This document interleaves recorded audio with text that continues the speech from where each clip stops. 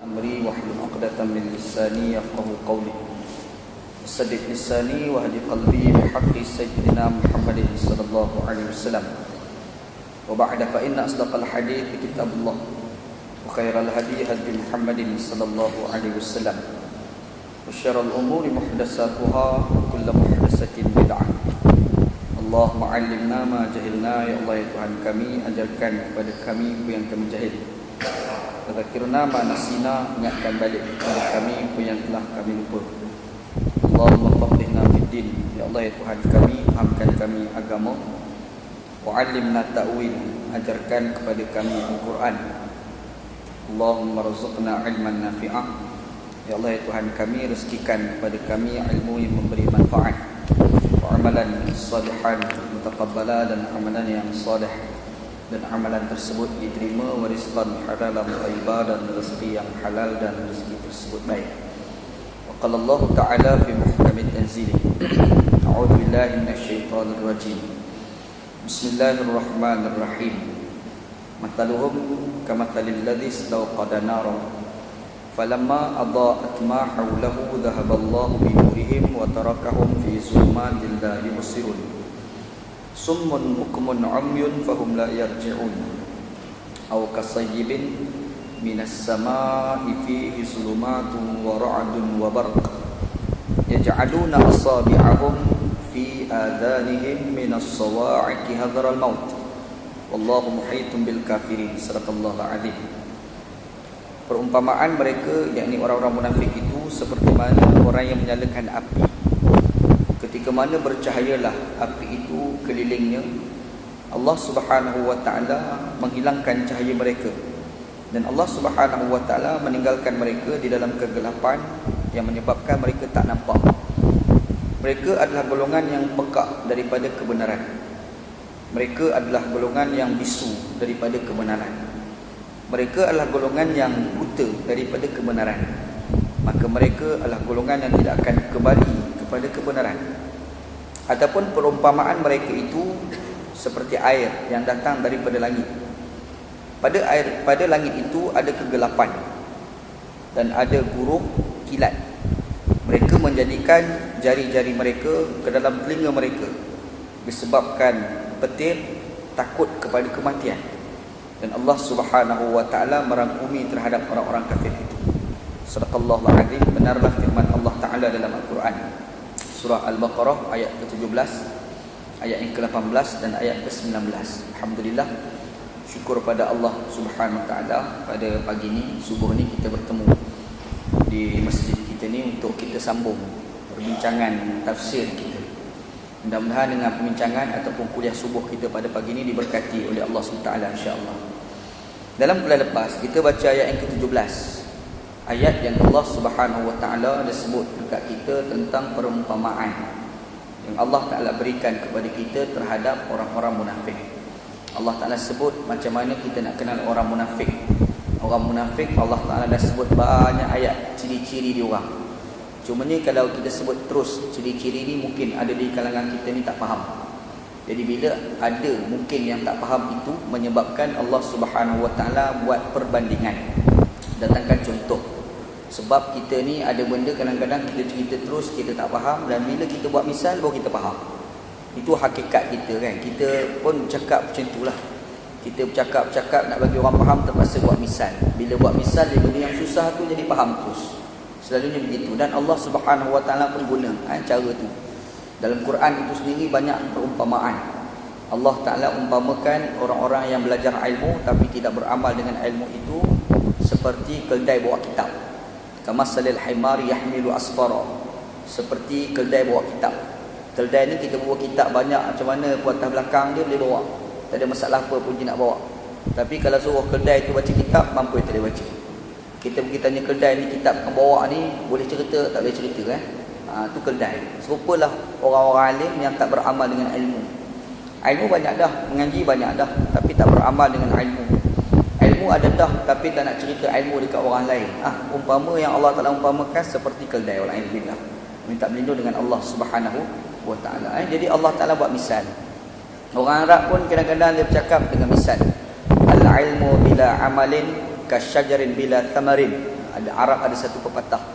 Arab kata al-ilmu bila amalin kasyajarin bila tamarin.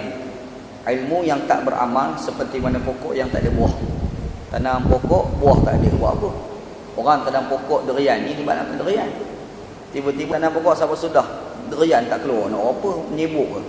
Habis masa je kan. Kita duk habis duit duk beli pula, duk bubuh air lah apa. Bazir masa je untuk kita tanam pokok durian tapi tak ada buah durian. Jadi orang panggil pokok durian tak ada faedah. So pun juga bila kita ada ilmu. Bila kita ada ilmu, tapi ilmu ini kita tak amalkan, jadi kita ni umpama pokok tak ada buah. Tak berharganya pokok tak ada buah, tidak berharganya orang yang belajar tapi tidak beramal dengan ilmu. Ni cerita pepatah orang Arab. Dan pepatah orang Arab ni berdasarkan kepada misan, untuk kita mudah faham. Jadi Allah Subhanahu Wa Taala pun bila cerita pasal orang munafik ni pun banyak sangat takut-takut tak faham, buat misal. Antara misal yang dia buat hari itu, Allah Taala umpamakan orang munafik ini seperti orang yang menyalakan api. Kemudian bila datang cahaya api itu, keluar cahaya di keliling dia, Allah Subhanahu Wa Taala hilangkan cahaya mereka dan Allah Taala tinggalkan mereka di dalam kesesatan yang menyebabkan mereka tak nampak. Allah Subhanahu Wa Taala tinggalkan mereka dalam kegelapan yang menyebabkan mereka tak nampak. Allah Subhanahu Wa Taala sebut perumpamaan dengan api, gambarannya api itu penting. Ini kita dah sebut hari itu. Dan yang keduanya Allah Taala umpamakan orang munafik ni macam bakar api, lepas tu datang cahaya dan Allah Taala hilangkan cahaya. Dan pada pemisalan ini ulama tafsir itu bahas dengan beberapa tafsiran terhadap ayat itu. Ada ulama tafsir bahas yang dimaksudkan mereka menyalakan api, lepas tu cahaya datang hilangkan cahaya itu. Allah Taala hilangkan cahaya itu adalah orang munafik ini adalah orang yang dia melakukan satu amalan baik. Sebenarnya tak ikhlas. Dan dia pergi cerita dekat orang, nak pamerkan macam dia baik sangat, disebabkan amalan-amalan baik dia. Padahal dia tak ikhlas, disebabkan dia cerita tu orang nampak yang dia tu tak ikhlas dalam melakukan amalan baik. Malam tahajud, baguslah malam tahajud, tapi esok tu pergi sembang. Cerita kedai mamak Al-Bidayah depan tu kan, dia sembang dia kata, semalam ngantuk ni sebab malam tak tidur lah main tahajud. Kita dengarlah poyo mamak ni main tahajud mencerita ke orang. Ada Jadi tak pasal-pasal terkantui yang dia tu tak ikhlas dalam melakukan ibadat satu. Yang kedua, tafsiran yang kedua, ulama sebut yang dikatakan mereka menyalakan api, datang cahaya, Allah Taala hilangkan cahaya itu.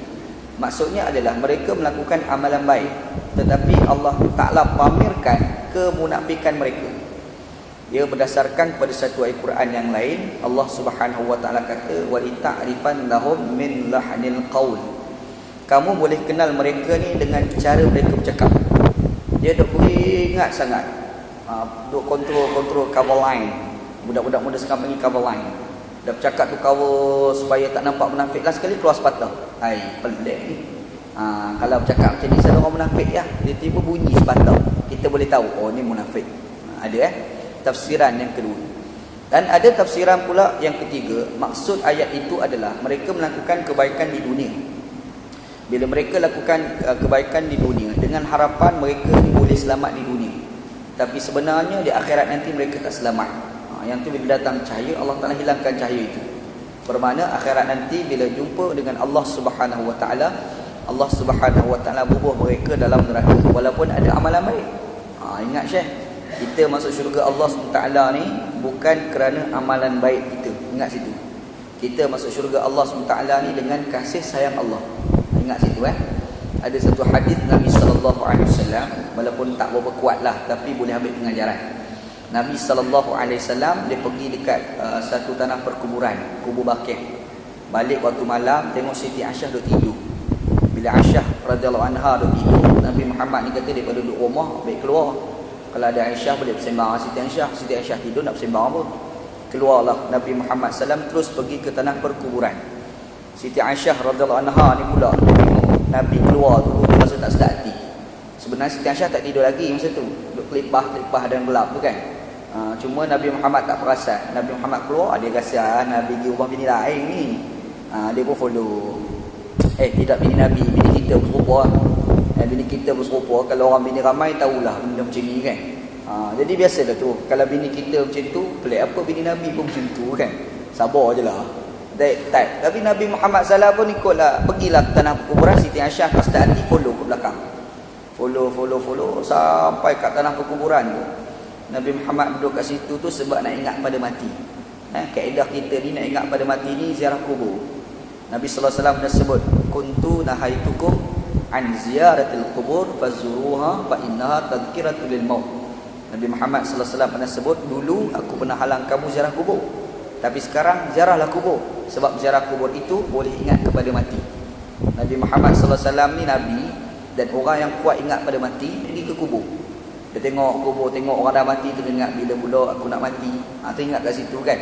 Bila teringat nak mati, tak beranilah nak buat benda jahat. Nabi Muhammad duduk kat kubur ingat pada mati, tiba-tiba nampak kelibat manusia. Dalam gelap nampak kelibat. Bila nampak kelibat, kejar kelibat. Nabi macam tu, Nabi berani. Kalau kita, kelibat kejar kita, kita pula lari kan. Yang Nabi sallallahu alaihi wasallam nampak kelibat, Nabi Muhammad kejar kelibat. Kejar. Rupa-rupa je Siti Aisyah. Allah, bini aku. Ingat siapa dia tadi? Kena ke bini sendiri. Sampai kat rumah tu bersembanglah Nabi sallallahu alaihi wasallam dengan Siti Aisyah. Ungkang bersembang. Nabi Muhammad pun sebutlah satu ayat, satu perkataan. Apa kata Nabi? La yadkhulul jannata illa bi rahmatillah. Kita ni tak boleh masuk syurga kecuali dengan rahmat Allah. Bila sebut tu Siti Aisyah ni, tanya Nabi sallallahu alaihi wasallam, "Wala anta ya Rasulullah?" Dah mu lagu mana pula? Kamu duk ceritalah tak boleh masuk syurga dengan rahmat Allah. Kamu sendiri tu masuk syurga dengan rahmat Allah ke? Duk tengok amalan kuat dah. Adakah kerana amalan kamu ke ataupun kerana kasih sayang Allah? Nabi Muhammad sallallahu alaihi wasallam ni bila Siti Aisyah tanya macam tu, Nabi Muhammad tepuk tangan kat dahi. Beratlah tu. Macam kita kan, Allah jam sekali kan. Mati otak sekejap. Nabi sallallahu alaihi wasallam pun dia pegang dahi. Allah, aku pun serupa, kata Nabi sallallahu alaihi wasallam. Maknanya nak bagi tahu dekat kita, Nabi Muhammad nak bagi tahu pada kita amal kuat bukan kerana amal itu masuk syurga. Kita amal kuat ni supaya Tuhan sayang kita. Nampak? Kita buat amal ni nak, kalau nisbah orang ni nak tarik hati. Nak bagi orang tu jadi sayang kat kita. Kita buat baik ni, kita berbudi dengan Tuhan, biar Tuhan ni sayang kat kita. Bila dia sayang kat kita, dia bagilah syurga. Barulah masuk syurga dengan rahmat Allah Subhanahu wa ta'ala. Jadi kalau Allah Ta'ala nak bubuh orang dalam syurga dalam keadaan dia tak beramal, tak pelik bagi Allah.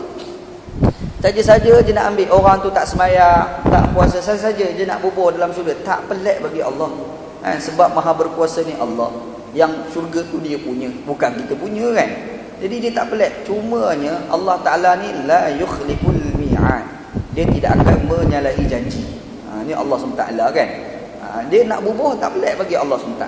Tapi kalau dia takkan ikut Allah Ta'ala ni nak menyalahi janji. Sedangkan Allah Ta'ala tu Tuhan yang maha adil kan. Allah Ta'ala ni maha baik. Kita ni dah baik dah. Orang baik ni tak menyalahi janji. Allah Ta'ala maha baik. Lagi-lagi lah tak menyalahi janji. Orang baik ni mustahil Syekh menyalahi janji. Kalau janji pukul 9 sampai setelah hari bulan lagi awal dah tu. Tu orang baik. Tapi kalau janji pukul 9 pagi datang 9 malam, itu penyambung tarbus tu. Tak boleh pakai manusia ni kan. Berat tu. Itu orang tak baik. Tapi kalau orang baik, janji pukul 9 datang. Janji pukul 10 sampai insya-Allah. Bahkan mungkin awal pula dia datang. Itu manusia yang baik. Tuhan yang maha baik, lagi baik Allah Ta'ala. Lagi-lagilah dia tidak akan menyalahi janji. Jadi kita buat amal, disebabkan kita buat amal kuat dan kita masuk syurga kerana rahmat Allah. Masa buat amal pastikan ikhlas. Pastikan ikhlas. Dan kita buat amal pastikan selaras dengan ajaran Nabi sallallahu alaihi wasallam. Ada orang ni Syekh, dia buat amal pada akal dia kata baik, tapi di sisi Tuhan belum tentu baik. Itu penting juga tu. Sebab kadang-kadang kita ni suka buat amal, kita kata tak betul tu, Nabi Muhammad tak buat ni. Kita kata, takkan tak boleh buat kot. Baik kan? Dia kira bukti baik. Kita ni ada amal tu pada akal kita baik, tapi di sisi Tuhan belum tentu baik. Itu beri kita kena ingat. Anda suka buat misal contoh senang. Puasa ni baik, tapi kalau puasa pada 1 Syawal tak baik. Puasa tu baik.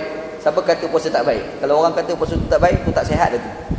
Sebab kalau kita baca hikmah di sebalik puasa, apa hikmah dia? Boleh mengekang kehendak hawa nafsu. Baik tu. Boleh mengekang kehendak hawa nafsu. Baik ni puasa ni. Tapi kalau 1 Syawal kita pergi puasa, yang baik jadi tak baik. Puasa yang baik tu jadi tak baik. Sebab itu buat amal ni pastikan selaras dengan apa yang diajar oleh Nabi Muhammad sallallahu alaihi wasallam. Jangan duk pandai-pandai reka-reka, jangan hukum Allah Taala ni dia bukan reka-reka tau, pastikan berfakta. Berfakta tu pula Quran, hadis Nabi sallallahu alaihi wasallam. Kat situ. Jangan ikut kepala otak gitu. Ingat sikit insya-Allah. Apa-apa pun kita dengar ustaz dia bagi tahu ada amal 1 2 3 4. Kita rasa tak pernah dengar lah amalan, tanya sepatah. Ustaz ambil mana ni? Tanya sepatah. Jangan duk biar tanya sepatah. Ustaz, saya rasa amal ni saya tak pernah dengar lah. Ustaz pertama kali saya dengar. Boleh tak saya nak tanya? Mana sumber? Tanya sepatah. Terpulanglah dia nak tunjuk kitab ke, nak tunjuk hadis ke, nak tunjuk Al-Quran, terpulang ke dia lah kan. Tapi yang pasti pastikan amalan itu ada sumber. Orang Melayu kita ni banyak amal yang tak ada sumber. Banyak. Antara nak minta maaf bagi tahu lah. Antaranya kalau orang kahwin, dia ada satu dia panggil semayang sunat arus. Semayang sunat arus, semayang sunat ngantin. Mari mana tak tahu. Orang Melayu semua ni. Dia kahwin, habis lepas akad nikah, dua tu dia pergi kat satu tempat, dia semayang 2 rakaat dua-dua. Kita ni semayang apa? Semayang sunat arus kata dia. Mana tak tahu ni. Mana rembat aku tak faham. Ni ada je rembat kan. Tak ada, tu semua tak ada tau. Tu tak ada. Tak tahulah, nak rasa tak buat kot kita ni. Sebab kita memang jenis malas semayang pun. Malas semayang kan. Semayang yang ada ni pun tak buat. Nak reka-reka lagi tak buat kan. Tak ada lah kot kan. Tapi kalau tengok orang Melayu dulu, orang Melayu dulu rajin-rajin tu kan. Rajin tu buat tu. Tapi kalau semayang sunat mutlak itu ada lah. Semayang sunat mutlak tu ada. Semayang sunat mutlak ni semayang yang saja-saja nak semayang. Kita duduk tak masjid ni boring tak tahu nak apa, semayanglah 2 rakaat. Dia panggil semayang sunat mutlak. Yang tu ada. Yang tu ada Yang kita sebut ni semayang sunat al-arus. Maksudnya masa dia angkat takbir tu, saja saya semayang sunat pengantin kerana Allah. Yang tu tak ada tu tak ada. Ni pandai-pandai orang Melayu. Dah. Jangan nak pakai lah Islam Melayu ni. Pakai Islam Nabi Muhammad sallallahu alaihi wasallam insya-Allah. Tak. Jauh pergi Jadi cerita penlimah pula habis. Jadi cerita dia sekarang, ayat ni Allah Subhanahu Wa Taala nak bagi tahu dekat kita, bila dia orang bila orang tu bakar api, keluar cahaya, Allah Taala hilangkan cahaya. Bermaksud orang munafik ni dia melakukan amalan baik di dunia, tapi rupa-rupa akhirat nanti Allah Taala bubuh dalam neraka. Alhamdulillah. Sebab apa? Sebab amal baik itu tidak menyebabkan Allah Taala bagi sayang Allah Taala kepada dia. Kita buat amal ni, kita ikhlas. Bila ikhlas, Allah Taala tahu hati kita. Masa tu Allah Taala bagi sayang dekat kita. Dan Allah Ta'ala tahu hati orang munafik. Dia melakukan ibadat, dia tak ikhlas. Allah Ta'ala tengok ini buat kerja ni bukan kerana aku ni, kerana benda lain. Kenapa buat kerja ni? Ni buat kerja ni sebab apa ni? Sebab nak dapat pengaruh di kalangan manusia. Betul Syekh? Dekat pilihan raya ni ramai ni orang-orang calon-calon tak pasal-pasal ada perangai munafik. Tak pernah mari masjid. Tak pernah semayang tahiyatul masjid, semayang tahiyatul masjid. Sebab apa? Sebab orang tengok. Kalau tak semayang, orang tak cerita. Kalau semayang, orang cerita. Itu dah point untuk nak menang dalam pelang raya. Pandai. Walhamdulillah, tak jauh lah dengan Allah Subhanahu Wa Taala. Tak jauh lah kita lah. Kita tak cerita ke YP. Takut kita sendiri pun ada macam tu. Mari masjid, semayang lama. Semayang kat rumah cepat. Kenapa? Dekat masjid orang tengok. Dekat rumah kucing tengok. Bukan dapat edah, kucing tengok. Kan? Buanglah sifat macam tu. Alhamdulillah. Bimbang. Bila kita lakukan amal sebegitu, Allah Ta'ala tahu hati kita, Allah Ta'ala pun nafikan kasih sayang dia. Akhirat nanti Allah Ta'ala bubuh dalam neraka. Walhamdulillah. Minta perlindungan dengan Allah Subhanahu Wa Ta'ala. Okey, berapa tafsiran? 3. Yang keempat, tafsiran yang terakhir datang daripada Imam Ibn Qayyim Al-Jauziyah dalam kitab Dawul Munir ala Tafasir. Dia menyatakan dalam kitab tu, bila orang tu dibakar api, dia mesti ada unggun api. Dia bakar dengan unggun bara api tu kan. Tiba-tiba Allah Ta'ala hilangkan cahaya. Bila hilangkan cahaya, bekas-bekas api tu ada lagi. Allah Ta'ala nak beritahu dekat kita, orang munafik ni dia melakukan amalan jahat. Amalan jahat itu akan ditinggalkan oleh Allah Subhanahu Wa Ta'ala setelah dia mati. Dia munafik, dia buat amal jahat. Masa dia hidup, orang tak tahu. Tiba-tiba dia mati, orang bongkar. Orang bongkar tu habis malu kita Syekh. Alhamdulillah. Wal'iyadzubillah. Seperti mana yang Allah Ta'ala lakukan kepada kaum 'Ad. Allah Ta'ala lakukan kepada kaum Nabi Lut alaihi salam. Seperti yang Allah Ta'ala lakukan kepada Fir'aun laknatullah alaih. Dah mati tu, orang tengok dia punya pembangunan sampai hari ni. Tapi bila tengok pembangunan, orang sebut laknatullah alaih. Nampak? Orang tak ada puji Fir'aun, tak ada orang sebut Fir'aun rahmatullah alaih, tak ada. Kalau ada orang sebut juga, kita kata kau bangang ke apa? Boleh cakap macam tu kan. Kalau sebut nama Firaun, hati kecil kita akan bunyi laknatullah alaih. Nampak, laknat Allah. Tak sebut laknat Allah pun hati kecil akan kata jahat ni nanti ni. Dia keluar sepatah dalam hati tu kan. Nak cerita kenapa ada perasaan sebegitu? Oh jahat, akhir sekali Allah Taala akan bongkar kejahatan kamu. Wal-'iyadu billah. Minta melindung dengan Allah Subhanahu wa taala. Baik. Kita berhenti sampai la yubsirun ayat 17. Tak habis sikit ayat lagi, ayat ke-18. Insya-Allah lah kita sambung ayat 18 19. Kalau sempat lah, kalau tak sempat tu bulan depan kita sambung insya-Allah. Tak, kata Allah Subhanahu wa taala, summun bukmun umyun fahum la yarji'un. Kata Allah SWT, kenapa orang munafik ni dia orang sanggup melakukan amal baik tapi dia orang tak ikhlas? Kenapa dia orang melakukan amal baik dan akhir sekali Allah Taala bongkar kemunafikan mereka? Kenapa sebenarnya? Dia orang buat tak ikhlas tu mesti ada sebab. Sebab punca kat mana? Kata Allah summun. Situ start dia. Summun bukmun umyun fahum la yarji'un. Mereka ni pekak daripada kebenaran. Bukmun, mereka ni bisu daripada kebenaran. Umyun, buta daripada kebenaran. Fahum la yarji'un, mereka tidak akan kembali kepada kebenaran. Ni problem orang munafik. Allah Ta'ala sebut nombor satu summun, pekak daripada kebenaran. Sifat orang bertakwa, orang mukmin yang sebenar, mereka ni tidak akan menutup telinga untuk dengar kebenaran. Sikap kita sebagai orang beriman, yastami'unal qaul fayattabi'una ahsanah. Sifat orang beriman, dia akan mendengar segala perkataan yang orang ucapkan.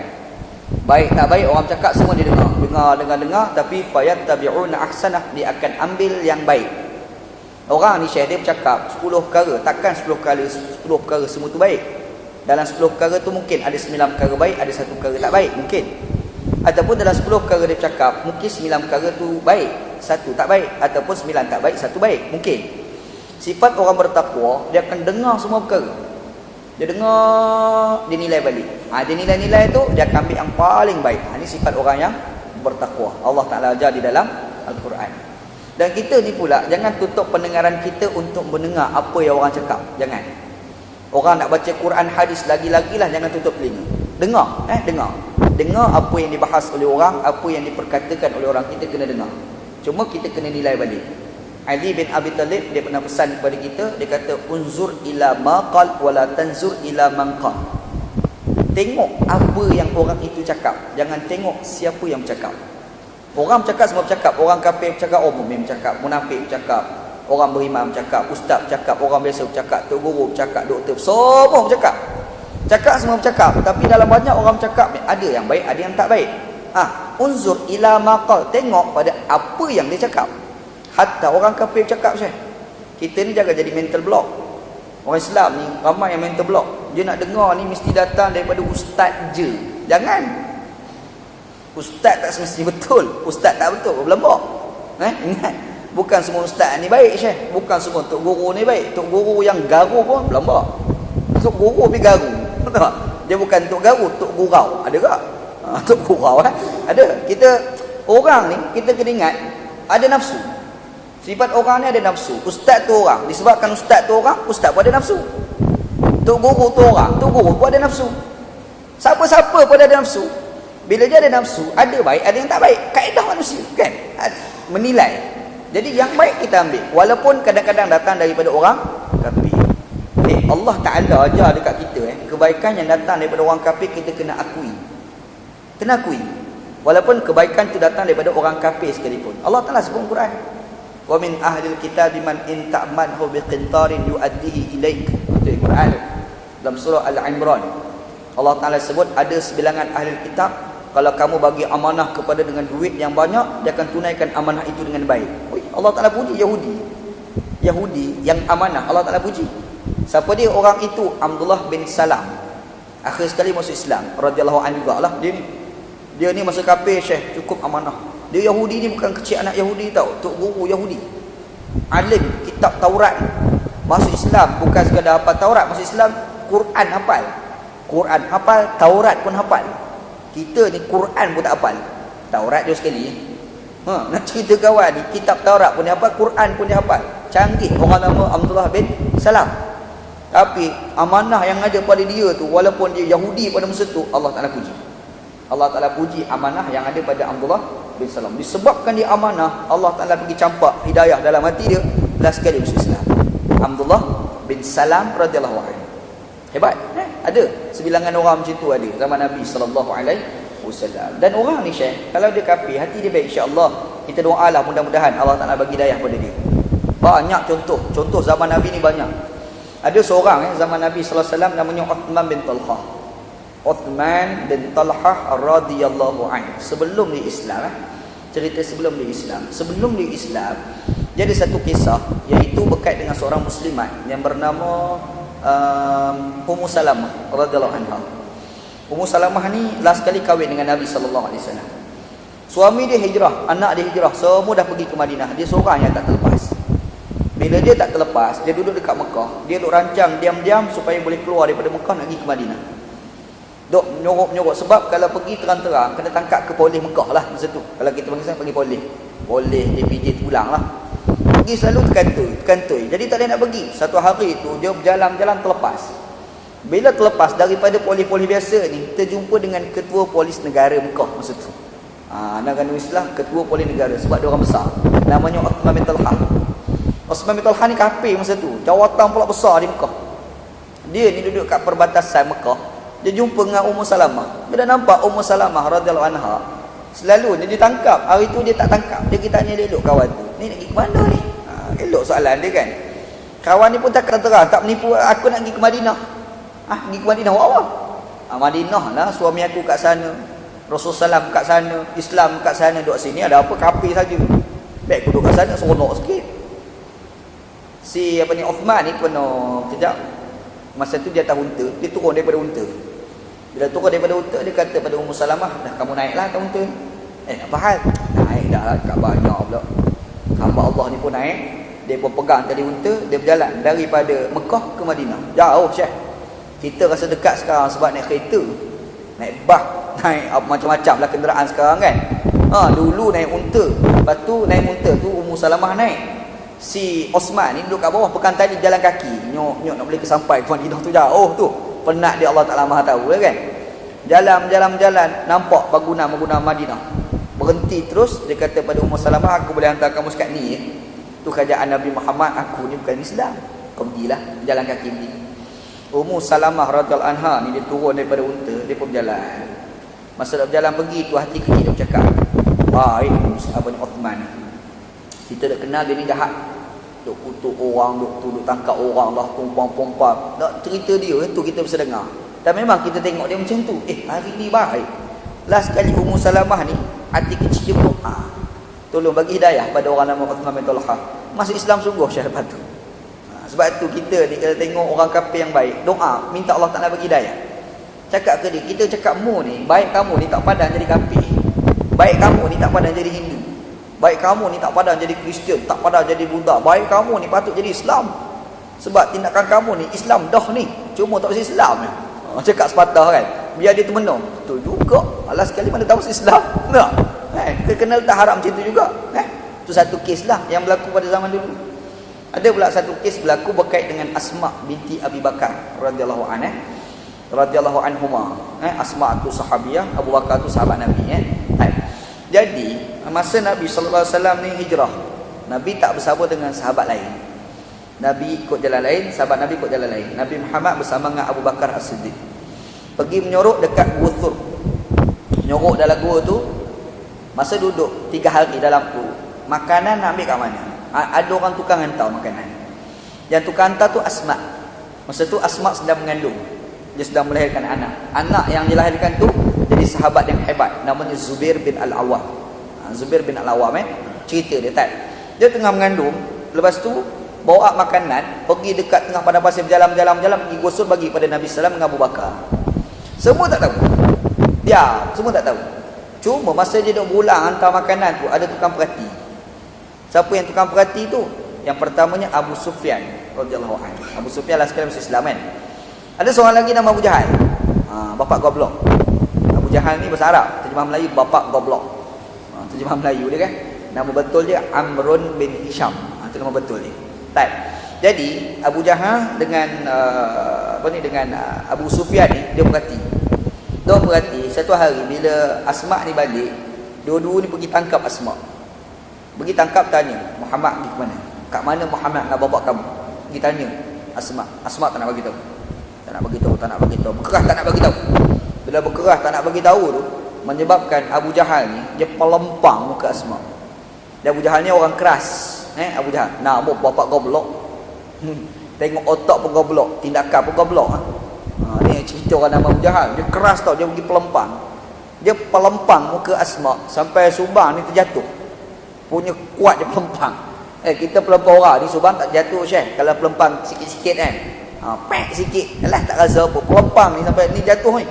Tak apa lagi, bibir pula berdarah. Dah pelempang, ni pula jatuh, darah pula bibir. Abu Sufyan tengok, Abu Sufyan kata, kau ni apa hal Abu Jahal pergi pelempang perempuan tu? Dia pergi marah pula si Abu Jahal. Bergaduh pula dua tu. Bergaduh pula Abu Jahal dengan Abu Sufyan. Perempuan-perempuan duk bergaduh tu. Abu Sufyan kata kepada Asma, kau balik. Aku nak bergaduh dengan dia ni. Bergaduh pula dua ni. Si Asma tadi balik lah. Dan berita tu sampai ke Abu Bakar. Bapak pada Asma tu kan. Abu Bakar bila dengar berita tu, dia kata, ish, tak sangka pula Abu Sufyan ni baik. Timbul tak sangka kan. Ada sangka baik sungguh Abu Sufyan. Doalah tolonglah bagi hidayah pada Abu Sufyan. Berkat doa daripada Abu Bakar As-Siddiq pada tahun Fathu Mekah, pembukaan kota Mekah, Abu Sufyan masuk Islam. 8 tahun kemudian. Lama juga tu, 8 tahun Syekh. 8 tahun kemudian hijrah tu 8 tahun baru berlaku Fathu Mekah kan. Sebab hijrah tu berlaku pada Fathu Mekah berlaku pada tahun ke-8 Hijriah. Mana 8 tahun kemudian.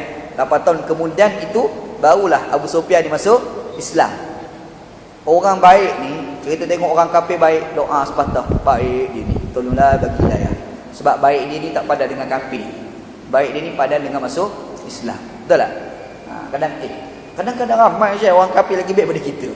Percayalah dia cakap. Kalau kita suka berkawan dengan orang bukan Islam, kita ni kadang-kadang orang Islam ni suka kawan sama-sama kita je. Anak rasa itu satu silap juga. Kita dekat Malaysia ni ada keuntungan besar, iaitu kita bercampur antara Muslim dengan orang bukan Islam, bercampur antara orang Melayu, India, Cina dan pelbagai. Betul tak? Susah tau nak jumpa satu negara yang bercampur macam-macam bangsa. Pergi dekat Mesir, Arab semua. Pergi dekat Pakistan, Pakistan semua. Nak cari bangsa lain tak jumpa. Pergi dekat Afrika, Afrika semua. Mari kat Malaysia, Melayu ada, Cina ada, India ada. Best juga Malaysia ni sebenarnya. Kadang-kadang kita fikir balik, unik Malaysia, dia lebih unik pada tempat lain. Betul, Malaysia. Ana ni kadang-kadang terfikir, kalau Islam betul-betul terlaksana kat Malaysia ni Syekh, hebat kita. Sebab dalam kepelbagaian bangsa, dalam kepelbagaian agama, kita ni pula, agama tu kadang-kadang popular berdasarkan pada bangsa. Bangsa Melayu ni popular dengan Islam. Bila orang India, popular dengan Hindu. Bila sebut Cina, popular dengan Buddha. Betul tak? Dia jadi popular tu berdasarkan kepada warna kulit. Ini Islam secara tempat kita kan. Islam di Malaysia macam tu. Cuba kita bayangkan dalam keadaan kepelbagaian kulit, pelbagaian warna kulit, pelbagaian bangsa, kepelbagaian agama, tiba-tiba Islam tu dilaksana baik dia. Hebat. Hebat tu, Syekh. Hebat. Nabi SAW merintah di Madinah kan. Kepelbagaian. Ada sekali lah berlaku wacana dekat Masjid As-Salam, Puchong Perdana. Sekali masa tu anak bersama Ustaz Nakhai. Kedai agak Ustaz Nakhai. Siapa tak kenal orang teruk. Ustaz Nakhai Ustaz Nakhai ni dia dah masalah dia orang politik tu satu hal lah. Anak bukan orang politik walaupun macam orang politik. Okey, tak. Jadi cerita dia sekarang. Dalam forum tu dia kata Malaysia ni tak boleh nak dilaksanakan Islam. Dia punya alasan, dia punya statement dia. Apa alasan? Dia kata masyarakat majmuk. Dia kata disebabkan Malaysia ni masyarakat majmuk, maka Islam tidak boleh dilaksanakan di Malaysia. Anda kata tak. Negara yang cepat terlaksana Islam adalah dalam masyarakat majmuk. Sebab apa? Mekah absolute Arab. Madinah Yahudi ada, Kristian ada, Islam pun ada. Situlah mula-mula sekali terlaksana Islam. Bermakna tempat yang mula-mula sekali terlaksana Islam adalah dalam masyarakat majmuk. Kalau kita kata dalam masyarakat majmuk, Islam tidak boleh terlaksana, menyalahi fakta yang dilakukan oleh Nabi Muhammad SAW. Dan masyarakat Yahudi di Madinah bukan Yahudi kecil anak, besar punya Yahudi. Yahudi ni tahap gaban Yahudi. Yahudi bangsawan. Yahudi tahap bangsawan. Qainuqa, Bani Nadir, Bani Quraizah ni bukan biasa punya Yahudi tau. Yahudi memang gila punya Yahudi. Yahudi ni bukan Yahudi biasa, cerdik pula. Ni nak cerita Yahudi ni, Madinah. Dalam kerajaan Madinah itu, kepelbagaian bangsa, kepelbagaian agama, Islam mudah terlaksana di sana, dan di situlah bermulanya pelaksanaan Islam. Bagi hujah tu, tapi Ustaz dah diam lah. Ustaz dah jawab hujah tu kan. Tapi nak bagi tahu Syekh, cuba kita bayangkan kalau Malaysia terlaksananya Islam, hebat. Anda kadang-kadang impikanlah Islam terlaksana di dunia ni pertama di Malaysia, bukan di tempat lain. Anda kadang-kadang impikan Malaysia. Anda tidak harapkan di negeri-negeri tertentu, Kelantan je, Terengganu je, Kedah je, tak. Satu Malaysia. One Malaysia pula aku gini. Nak bagi tahu semua ni boleh terima Islam, semua ni boleh terlaksana Islam. Kita nak harapkan sebegitulah. Dan anda rasa tak mustahil. Dan anda rasa boleh. Sebab pada anda, orang Cina dan orang India, orang agama lain daripada orang beragama Islam, diorang ditolak Islam sebab diorang tak pernah dengar Islam. Ataupun diorang pernah dengar Islam, tapi kerangka Islam yang diorang dengar itu adalah Islam kemelayuan. Kita tak pernah cerita Islam kenabian.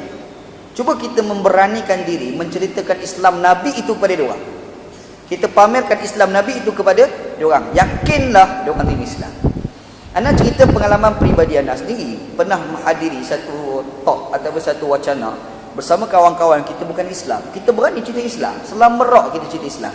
Islam yang kita faham lah. Kita cerita Nabi Muhammad. Cerita karakter Nabi je. Tak pergi jauh. Cerita Nabi Muhammad macam ni. Nabi Muhammad orang bukan Islam macam ni. Ukapan Nabi Muhammad terhadap orang bukan Islam macam ni. Kita cerita Islam perempuan-perempuan. Last sekali Hindu tu boleh jumpa kita. Baik Nabi Muhammad ni kan Ustaz. Tengok. Dia dah dengar Syekh. Dia pun akui tahu kebaikan Nabi Muhammad sallallahu alaihi wasallam. Yang ada satu kes dekat Kota Raja, ana pergi, ana cerita tentang Nabi Muhammad sallallahu alaihi wasallam, keadilan yang ada dalam Quran, kebaikan yang ada dalam Quran, cerita-cerita. Datang seorang Hindu dia bercakap dengan kita, puji Nabi Muhammad lebih daripada kita puji Nabi Muhammad. Kita jadi terkagum. Macam mana kamu lebih pada aku puji Nabi Muhammad ni? Tanya dia ni. Kawan seorang datang, Ustaz, abang dia masuk Islam dah.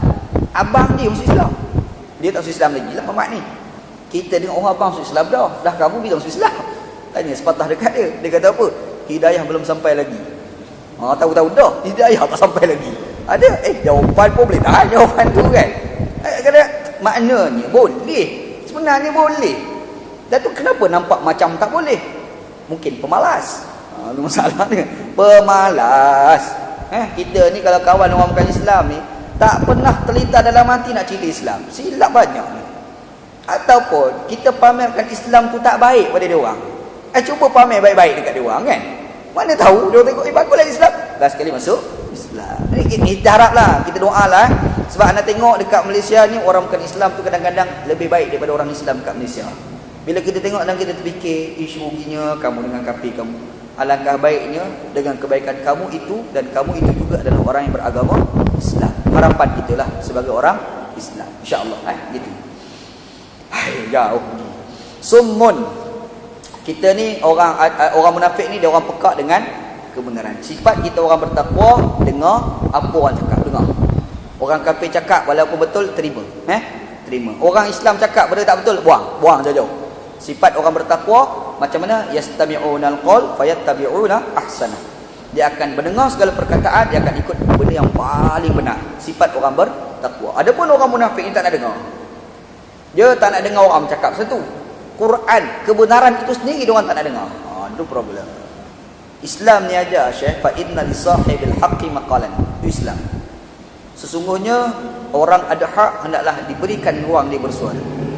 Sifat Islam, orang kena bagi dia bercakap-cakap. Kita ni dengar. Kita takkan dengar kalau orang tak bercakap. Betul tak? Sifat ni kalau kita nak dengar, kena bagi orang-orang bercakap. Islam ni aja hak kebebasan bersuara. Hak kebebasan bersuara ni bukan ajaran demokrasi je, tapi ajaran Islam. Islam sendiri ajar pada kita hak kebebasan bersuara. Cumanya pelik orang Islam tidak popularkan hak kebebasan bersuara. Yang mempopularkan hak kebebasan bersuara ni demokrasi, sekular. Sekular pula pergi popularkan hak kebebasan bersuara. Walhal kebebasan bersuara itu ajaran Islam, ajaran Nabi Muhammad sallallahu alaihi wasallam. Lebih-lebih lagi antara orang bawahan dengan orang atasan. Antara orang atasan dengan orang bawahan. Orang atasan bukan sekadar bercakap nak suruh rakyat dengar. Kadang-kadang rakyat bawahan cakap, orang atasan pun kena dengar. Masalah kita sekarang, Orang atasan cakap, kita kena jadi pendengar yang baik. Tapi kalau rayap cakap, orang atasan tak nak dengar. Yang ni haprak. Ni silap banyak. Nabi SAW orang atasan, tapi Nabi Muhammad SAW tak pernah nafikan hak orang bawahan untuk cakap. Khalifah Islam terdahulu, siapa dia? Umar Al-Khattab. Syekh, dia boleh cakap depan rakyat, isma'u wa ati'u, dengar dan taat. Tak sempat nak bagi arahan, bagus bagi seorang kata, boleh kami nak dengar taat, tapi satu syarat. Apa dia? Tolong cerita, jubah kamu tu, kain tu rembat daripada mana? Alamak kau, soalan. Kalau kat Malaysia lah, lama dah kena ISA Muhammad ni. Dia boleh kata, ni boleh kami nak dengar nak taat ni. Masa tu dia tarik pedang tu, dia tunjuk pedang. Pedang. Dah lah tunjuk pedang, mulut pula boleh tahan. Boleh kena nak dengar, tapi satu syarat. Tolong cerita ni, kain jubah ni ambil kat mana? Sebab kain jubah ni aku tengok ni, ini rampasan perang. Kami pun dapat, tapi kami tak cukup selai jubah. Kamu cukup selai jubah. Lebih tu mari mana ni? Orang dulu Syekh, dia boleh koma. Umar Al-Khattab pula jam, tak reti nak jawab. Nak jawab macam mana? Tengok kata Umar ni ada anak lelaki dia terlibat sama perang dengan dia kan. Tengok Abdullah dia bangkit.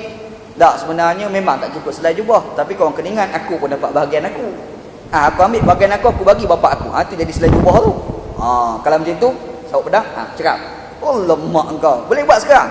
Nak mampus? Boleh macam tu. Tapi dulu ada. Nak cerita tu, hebat tau. Hak kebebasan bersuara pada zaman khalifah dulu. Betul tak? Kes yang kedua kita mari, Ali bin Abi Talib. Ali bin Abi Talib ni hebat lah, radhiyallahu anhu. Kita pun kagum dengan orang nama Ali bin Abi Talib. Ali bin Abi Talib ni Syekh, satu hari dia pergi dekat kedai nak beli pakaian. Kalau kita ni kedai bandel. Khalifah dulu standard bandel Syekh.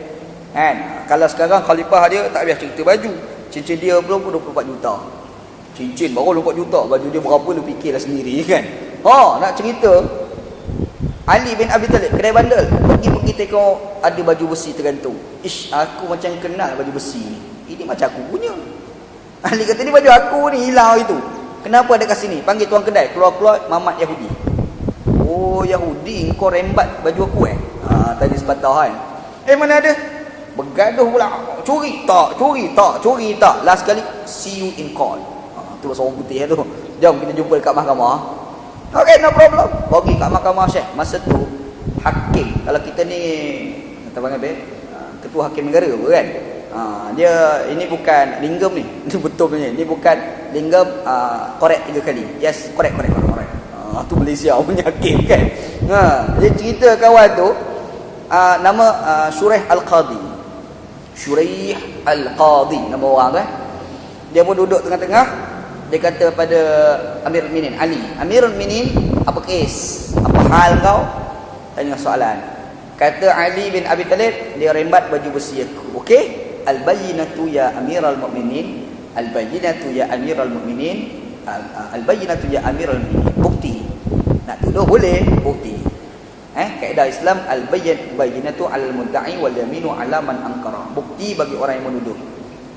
Sumpah bagi orang yang nak menafikan. Itu kaedah Islam. Ali, bayyinah, bukti. Mana bukti? Ali kata ada 2. Dia syarat mesti 2 orang saksi. Yang pertama, anak aku, Husin. Okey, fine. Seorang lagi, hamba aku seorang. Okey, yang kedua Husin. Husin mana ni? Tanya soalan. Husin tak kena Husin pun, anak aku. Amir Mukminin tahu tak? Anak tak boleh jadi saksi untuk bapak tau. Soalan daripada khalifah, soalan daripada hakim kepada khalifah. Kau tahu tak? Nak jadi saksi bukti ni, dia tak saksi ni tak boleh daripada anak sendiri. Dia mesti orang lain. Takkan kot Husin ni menipu. Kan Nabi Muhammad pernah sebut Husin ni kan confirm syurga. Itu cerita akhirat, cerita sekarang. Ini cerita sekarang ni. Orang lain. Ali fikir-fikir tak ada dah orang lain. Tak boleh, tak cukup saksi. Kalau tak boleh, tak dapat saksi, aku ambil baju besi ni, terpaksa bagi pada Yahudi. Sorry khalifah. Jam Syekh khalifah. Khalifah pun jam. Main-main kau, boleh ke hakim zaman tu. Yahudi bila tengok berdebat di antara khalifah dengan ketua hakim negara tu, Yahudi pun jam. Boleh berdebat. Kan? Dia punya adil pada tahap tu. Khalifah ni nothing lah dalam mahkamah. Serupa siapa-siapa pun. Hebat betul dia buat. Tu perempuan Yahudi tu terpegut.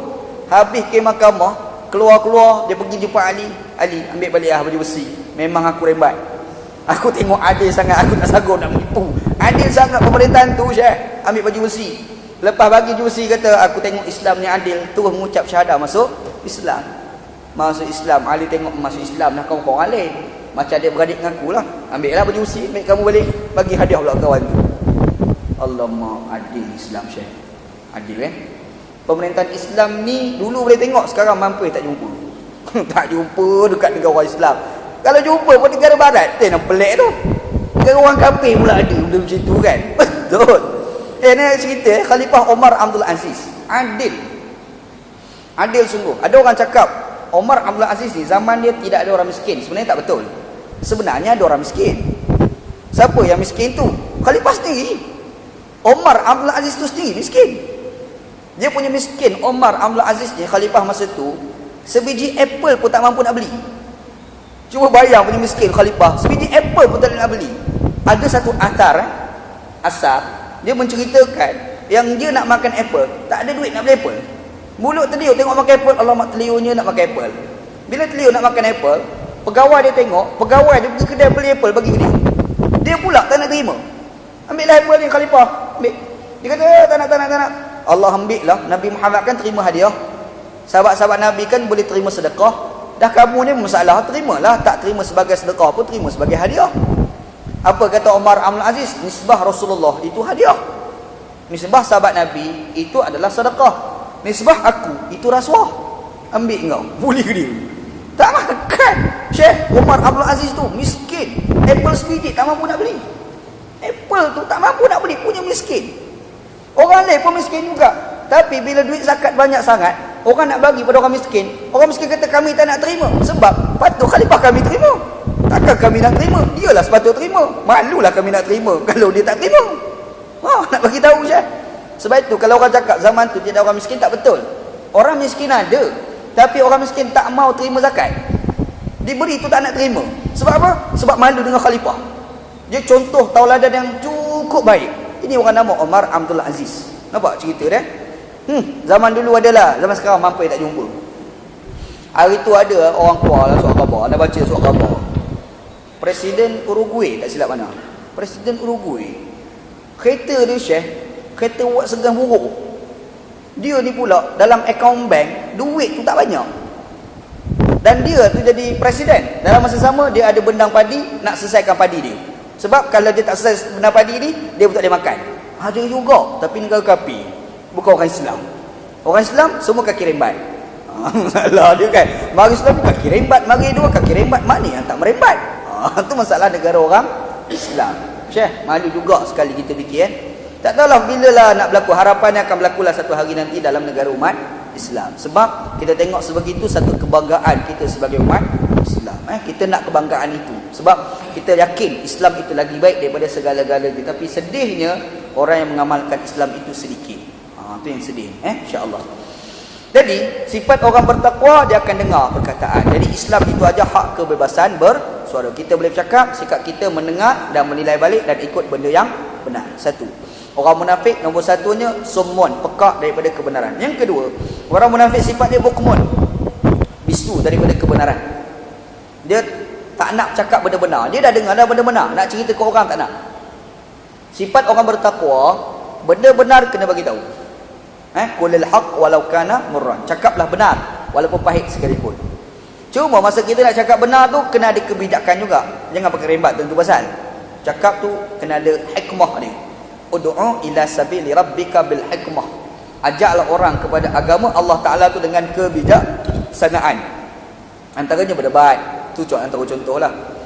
Nabi Ibrahim AS berhadapan dengan Namrud berdebat.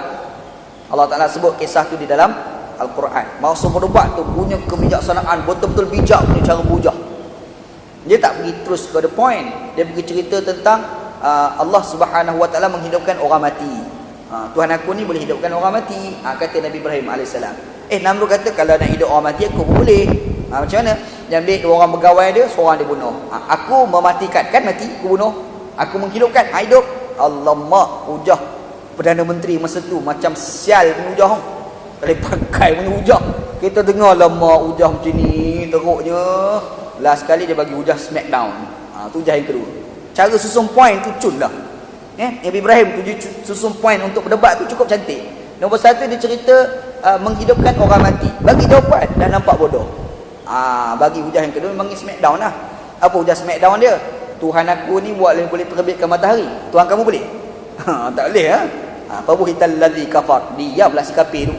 Nak bagi tahu kebijakan dalam menyatakan kebenaran ada pada Nabi Ibrahim alaihissalam. Nabi Muhammad sallallahu alaihi wasallam menyatakan kebenaran. Bijak. Kebijaksanaan. Nabi sallallahu alaihi wasallam. Nabi Musa alaihissalam bijak. Benda tu kena ada juga pada kita sebagai orang Islam. Jangan jadi golongan yang bukmun, bisu daripada menyampaikan kebenaran. Jangan. Jadilah orang yang menyatakan kebenaran. Yang ketiga, sifat orang munafik ni uyun, buta daripada kebenaran. Benda betul kena tengok. Tak nak tengok. Dia tak nak tengok benda benar. Orang dulu Syekh punya teruk dah tengok mukjizat tak beriman. Orang dulu. Mukjizat Nabi Musa tu, tongkat tu Syekh baling tukar jadi depan mata nampak jadi ular. Daripada kayu automatik tukar jadi nampak dah depan mata kepala. Tak beriman orang. Orang tertentu je beriman. Orang tertentu je beriman. Ahli sihir Firaun tu kan. Dia tengok, wah ini bukan sihir ni. Yang ni benda lain. Orang sihir dia tahu itu sihir ke tak sihir. Tiba-tiba bila ular tu dah lah besar, pergi makan kayu tu apa ni, tali-tali tukar jadi ular. Ular besar, anaconda pergi makan ular kecil. Mana boleh sihir membatalkan sihir? Tiba-tiba ada benda yang lain boleh membatalkan sihir. Yang membatalkan itu bukan sihir, mesti benda lain. Mukjizat lah. Dia orang bila tengok tu, amanna bi rabbi Musa, kami beriman dengan Tuhan kepada Musa alaihissalam. Syekh, dulu punya cerita lah. Tapi ada yang beriman, ada yang tak beriman. Firaun tak beriman. Tengok depan mata kepala. Tengok dah tak beriman. Firaun laknatullah alaihi. Zaman Nabi Muhammad sallallahu alaihi wasallam, apa tak berlaku? Matahari terbelah, bulan terbelah. Muhammad kalau betul ke Nabi, kalau nampak bulan, tolong kerat dua. Alamak. Semeseh orang Kelantan kata. Ini semeseh. Benda petik. Mesti boleh buat punya lah. Kau pakai tengok. Isyarat dengan tangan, terbelah dua bulan Syekh. Tengok dah. Beriman? Tak beriman. Oh ini sihir pula keluar. Mangkuk air 2 mangkuk tandas betul. Apa orang dulu? Mukjizat tangan naik ni, tangan ni keluar air. Tengok dah, tak beriman orang dulu. Kita tak tengok beriman, alhamdulillah. Tak tengok beriman, alhamdulillah.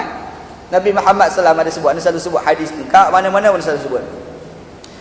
9 hari sebelum saat kewafatan Nabi SAW, Nabi Muhammad panggil Abu Bakar, tolong pimpin pergi kat kawasan kubur orang mati syahid dalam peperangan Uhud. Pergi tengok. Nabi Muhammad kata, ishtaqat li ikhwan, telah merinduiku saudara-saudaraku, kata Nabi SAW. Abu Bakar ni tanya Rasulullah, ni kami ni bukan saudara-saudara kamu ke Rasulullah sallallahu alaihi wasallam? Nabi Muhammad kata, bal antum ashabi, korang tu sahabat aku, yang aku sebut ni saudara-saudaraku. Siapa dia wahai Rasulullah? Nabi Muhammad kata, qaumun ya'tu min ba'di yu'minunani wa lam yarawni, satu kaum yang datang selepas daripada aku, mereka beriman dengan aku dalam keadaan mereka tidak melihat aku. Kita Syekh, alhamdulillah. Tapi kita tak nafikan ada juga orang yang dia tengok kebenaran tapi dia orang nafikan kebenaran. Ada. Alhamdulillah. Minta perlindungan dengan Allah. Dan kata Allah SWT, fahum la yarji'un, mereka tak akan kembali kepada kebenaran. Apa puncanya? Prejudis. Manusia ni Syekh, dia boleh tolak kebenaran kerana prejudis. Macam kita lah, bergaduh dengan seseorang, kita dah meluat dengan mamat tu. Meluat ni bukan dengar dia bercakap, tengok muka dia pun kita nak termuntah dah. Punya meluat, tengok muka tu, Allah, tengok muka aku benci. Kadang-kadang ada berlaku kan. Agak-agak lah kalau kita tengok muka dia, kita dah meluat, kita dengar dia bercakap benda betul pun kita terima tak agak-agak. Terus minta blok. Sebab prejudis. Bila awal bermula dengan prejudis, yang benar pun sudah dilihat sebagai tidak benar. Sebab prejudis. Orang tolak Islam macam tu. Orang tolak Islam ni kadang-kadang prejudis dia terhadap Islam. Sebab itu Allah Subhanahu Wa Taala ajar dekat kita, kita jangan bina prejudis orang terhadap Islam. Kena jaga. La tasubbul ladina yad'una min dunillahi fayasubbullaha adwan bighairil ilm. Jangan kamu cela sembah-sembahan selain daripada Allah, bimbang mereka cela Allah tanpa ilmu dan prejudis. Kita pergi maki Tuhan ni, engkau ni apa Tuhan, tangan banyak, hidung panjang, perempuan-perempuan dia kutuk. Sedaplah kita kutuk, berasa-rasa. Dia dengar, kau pahal kutuk Tuhan aku? Dia kutuk balik Islam. Dia kutuk-kutuk Syekh prejudis dah. Cerita baik macam mana pasal Allah tak pakai dah. Kenapa Allah Ta'ala tak bagi kita kutuk depan dia orang? Sebab Allah Ta'ala nak hindarkan prejudis tu. Sebab bila prejudis, cerita baik tak pakai dah. Faham tak? Jadi ada orang munafik ni, dia orang dah prejudis dengan Islam. Bila dia dah prejudis dengan Islam, dia cerita Islam macam mana tak nak pakai. Bila jumpa dengan orang yang prejudis dengan Islam, nombor satu bukan cerita Islam, hilangkan prejudis dia dulu terhadap Islam. Macam mana? Ulanglah atas kebijaksanaan kita. Lagi makan ke betul tak? Orang ni kena strategi juga, Syekh. Orang ni kalau bunyi makan, yang tak datang jadi datang. Buat ceramah, nak panggil ramai, antara strategi yang paling berkesan, angkat beg ni tulis nama makanan. Carilah dia cakap, angkat beg ni nasi biryani. Waktu kambing pula, lagi datang ramai-ramai. Nama ustaz tu kecil, nama makanan besar. Apa nama ustaz kecil? Ustaz Wanji kecil. Makanan nama besar, nama makanan biryani gam. Ramai datang, percayalah aku cakap. Kenapa kita bak makan tu? Nak hilangkan prejudis dia. Pasal nak? Dia mari dekat. Bila mari dekat berkawan, rupanya Islam ni baik juga kan? Nampak? Strategi lah, strategi. Sebab itu, ada orang ni tolak Islam. Kenapa? Prejudis. Buang prejudis. Allah Ta'ala sebut Quran, problem orang munafik, dia orang tak kembali kepada kebenaran.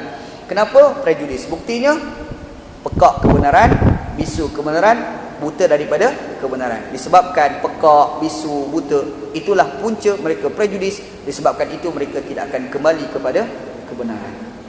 Walhamdulillah. Kita nak benda macam ni berlaku dekat kita dan kawan-kawan kita. Walhamdulillah. Dan kita harap mudah-mudahan kita terdiri daripada kalangan yang beriman dengan Allah Subhanahu wa ta'ala, insya-Allah. Wallahu alam. Aw qasaybin minas sama'i fi dhulumatin wa ra'dun wa barq. Insya-Allah kita kupas dalam kuliah bulan depan, insya-Allah. Wallahu alam. Sallallahu ala sayyidina Muhammad wa ala alihi wa sahbihi ajma'in. Alhamdulillahi rabbil alamin. Bismillahirrahmanirrahim. Alhamdulillahi rabbil alamin. Wassalatu wassalamu ala asyrafil mursalin wa ala alihi wa sahbihi ajma'in. Allahumma rzuqna ilman nafi'a. Ya Allah, ya Tuhan kami, rezekikan pada kami ilmu yang memberi manfaat, wa amalan salihan mutaqabbala, dan amalan yang salih dan amalan tersebut diterima, wa rizqan halalan thayyiban, dan rezeki yang halal dan rezeki tersebut baik. Rabbana atina fid dunya hasanah. Ya Allah, Tuhan kami, berikan pada kami kehidupan kami di dunia baik, wa fil akhirati hasanah, dan juga di akhirat baik, wa qina adzabannar. Selamatkanlah kami daripada azab api neraka. Sallallahu ala sayyidina Muhammad wa ala alihi wa sahbihi ajma'in. Alhamdulillahirabbil alamin. Taqabbalallahu minna.